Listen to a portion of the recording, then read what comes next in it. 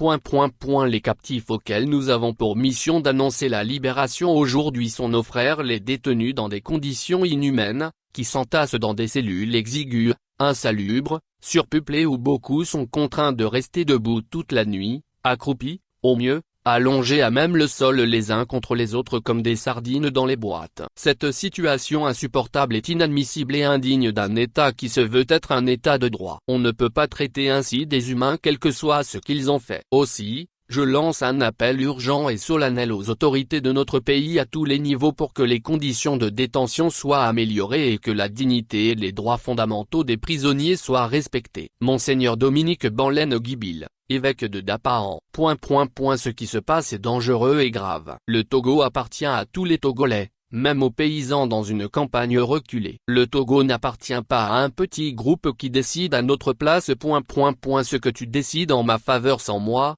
tu le décides contre moi. Père Odji. Voilà quelques extraits de prise de position d'évêques et prêtres togolais contre ce qui se passe d'inacceptable et d'inhumain au pays dirigé par une même famille depuis 60 ans. Il serait ici superflu de rappeler le combat qui fut celui de Monseigneur Philippe Fanoko Kepodzero qui a rendu l'âme en exil, en Suède, le 4 janvier 2024, rallongeant ainsi la liste des Togolais, pas des moindres, morts à l'étranger, faute de pouvoir retourner sur la terre de leur parce que persécuté. Malgré le fait que le défunt prélat ait dû passer ses dernières années sur terre dans des conditions difficiles de l'exil, sa vie n'aura pas été vaine. En choisissant le sacerdoce depuis son jeune âge, il avait opté volontairement d'être au service de Dieu et surtout des hommes. Et être au service de Dieu et des hommes est synonyme de beaucoup de renonciation, de beaucoup de courage, de bravoure et surtout de beaucoup d'amour pour l'être humain justement, quel qu'il soit, d'où qu'il vienne. Et pour faire ce travail ingrat dans un pays comme le Togo, avec à sa tête des soi-disant dirigeants qui ne dirigent rien, mais qui ne font que jouir du pouvoir au détriment de l'intérêt des populations, il faut être prêt à affronter les hors-la-loi gravitant autour du sérail qui n'ont pour règle que la loi de la jungle. Monseigneur Kepodzero, en décidant, en février 2020, de se jeter corps et âme pour un changement au sommet de l'État, en prenant donc clairement position pour le peuple dont les souffrances n'ont que trop duré, en créant le regroupement politique qui porte son nom, la dynamique Monseigneur Kepodzero, DMK, pour supporter son poulain Messan Abeyome Kodjo. Lors des élections présidentielles, il savait qu'il s'attirait les foudres de ceux qui n'ont jamais gagné aucune élection au Togo. Au lendemain des élections, et comme nous sommes au Togo, ce qui devait arriver arriva. Faure Gnassingbé et sa clique se donnent le score qu'ils n'ont pas acquis dans les urnes, sevrant ainsi, comme beaucoup d'autres avant lui, Abeyome Kodjo de son éclatante victoire. Philippe Fanoko Kepodzero, en homme de Dieu, amoureux de la vie humaine et de la liberté, surtout celle de ses concitoyens, décida d'affronter les tenants de la dictature Gnassingbé, conscient des conséquences qui pouvaient lui tomber sur la tête, connaissant bien les mauvaises habitudes de la maison qui ont contribué à asseoir ce régime, prêt à tout pour ne jamais partir. En s'engageant dans ce combat inégal contre un adversaire prédateur et sans vergogne, le prélat savait qu'il pouvait y laisser sa vie. Mais étant sûr d'être sur la bonne voie, car guidé par sa conviction qu'aucun être humain, quel qu'il soit, n'a le droit de faire souffrir, voire, de faire mourir d'autres êtres humains, parce que tout simplement il exerce un pouvoir politique. En homme de Dieu il a poursuivi sa mission,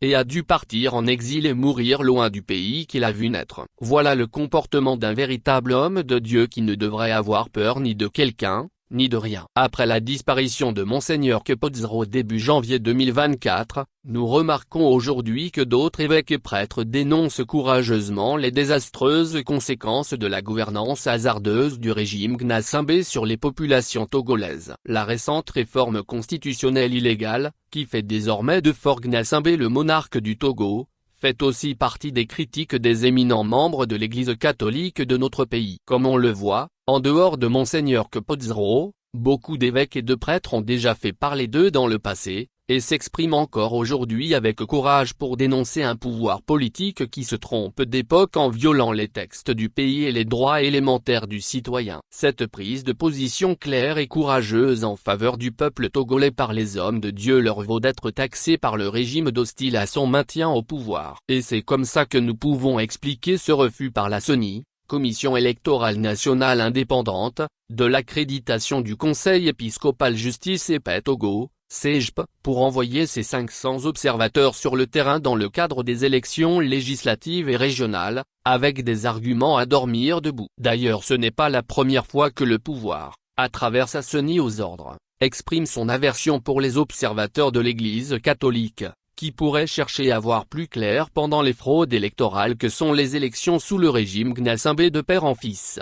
Si nous voulons parler de congrégations religieuses ayant pignon sur rue dans notre République, nous pouvons citer les deux principales que sont les chrétiens et les musulmans. L'Église catholique, à travers le Conseil épiscopal Justice et Paix Togo, CEGP, dont nous venons d'évoquer les prises de position contre les effets de la dictature, est l'une des organisations les plus structurées au Togo. Parlant de prise de position contre la malgouvernance, du côté des musulmans, représentés par l'Union musulmane, c'est silence radio. Beaucoup d'observateurs et de citoyens togolais, en ce moment critique de la vie politique de notre pays, se demandent pourquoi l'organisation, censée regrouper tous les musulmans du Togo, ne réagit pas. L'Union musulmane, vu sa configuration depuis sa création, est-elle une organisation indépendante qui pourrait voler de ses propres ailes? Si nous nous amusons à remonter l'histoire des péripéties dans lesquelles le regroupement musulman togolais a vu le jour au début des années 1960, nous sommes en mesure de répondre par la négative car l'Union musulmane du Togo, dès ses débuts, était une organisation initiée par des hommes politiques au pouvoir à l'époque, pour ne pas dire par le gouvernement d'alors. L'idée et l'initiative de la mise sur pied d'une organisation pouvant regrouper les Togolais et les Togolaises d'obédience musulmane avait germé autour des personnalités politiques comme Mama Fousseni, originaire de Sokodé, alors ministre de l'Intérieur du gouvernement Grunitzky, et Ladj Safiou, natif de Bafilo, député à l'Assemblée nationale. Cela se passait au mois d'août 1963. Les statuts furent élaborés et déposés au ministère de l'Intérieur. Ils furent approuvés par les autorités gouvernementales et le récépissé de déclaration de l'association Union musulmane togolaise fut publié au journal officiel de la République togolaise le 16 septembre 1963. Le 27 septembre 1963, le bureau fut constitué à titre définitif et à partir de cette date, l'Union musulmane du Togo avait une existence officielle. Voilà ce que nous avons pu retrouver dans les archives, à travers des amis, au cours de nos enquêtes au pays. L'Union musulmane du Togo, mal partie dès sa création pour être une organisation vraiment autonome, avait continué surtout sous Gnassingbé et Yadema à se comporter comme une aile marchande du parti au pouvoir. Comme on le voit,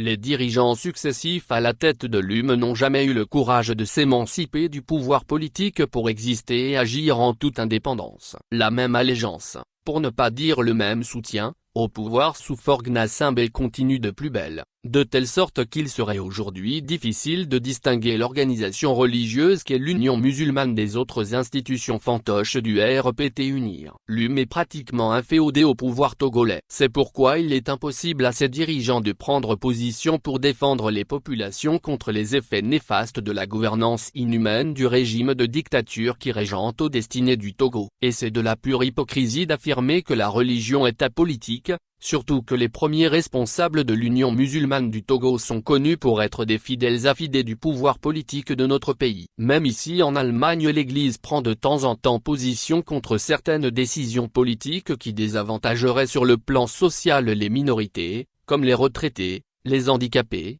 les demandeurs d'asile ou les immigrés en général. Le bien-être du citoyen doit être au centre de la mission de l'évêque, du prêtre ou de l'imam dans notre société. Cette mission devrait être encore plus importante dans une société où règne le pouvoir de dictature, donc l'arbitraire, comme au Togo. Les responsables de l'Union musulmane devraient faire preuve de courage et se débarrasser de la soif du gain facile, pour enfin se libérer de cette chape de plomb politique qui les empêche d'accomplir le travail qui devrait être vraiment le leur au profit des populations. L'Église catholique leur donne depuis des décennies un bon exemple sur ce plan, subscribe Lick en Char Formor.